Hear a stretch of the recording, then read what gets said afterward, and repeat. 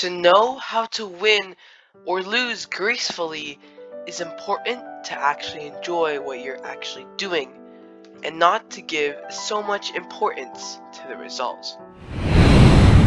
Pete hated losing at anything. His parents, teachers, and many others said he didn't know how to lose. But the truth of it was that he couldn't stand losing, not even at marbles.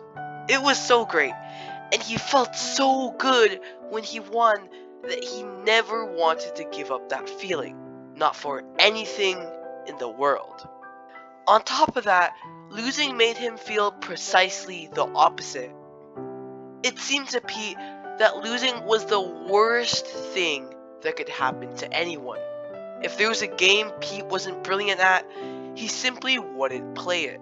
But if he was going to win, he would take part, even if the game lasted only a minute. And the kind of things he was really good at, like table football, you could hardly stop him playing. A new kid started at Pete's school, and his name was Albert. Albert was a cracking table football player, and it didn't take Pete and Albert long before they challenged each other to a game. Pete prepared for the match with great seriousness. He was concentrated and intense. Albert, on the other hand, seemed not to be taking the thing at all seriously. He walked about the whole time, smiling and cracking jokes about all sorts of things.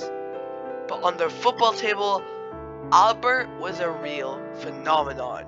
He scored goals again and again, laughing and joking all the time. However, Albert was paying so little attention to the match that Pete managed to change the scoreboard, while his opponent was looking elsewhere, and so Pete managed to win by cheating. Pete made a big thing of his win, but it seemed not to matter to Albert. "It's been fun, we should play again some other time," said Albert. On that day, people at school talked about little else. Pete's great victory was on everyone's lips, but that night, Pete didn't feel so happy.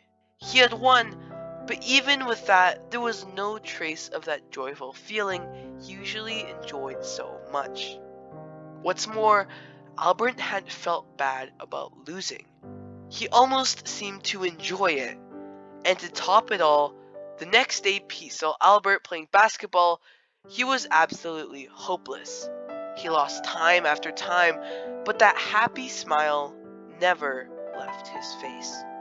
For several days, Pete watched the new guy.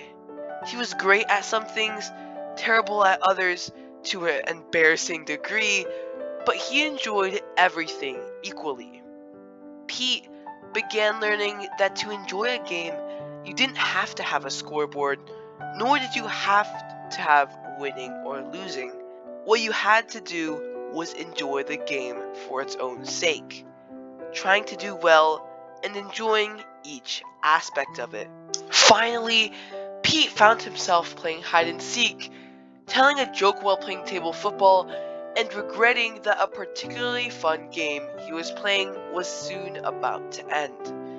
And without knowing why, the older kids started commenting amongst themselves. "It's good fun playing with Pete. That kid sure isn't a sore loser."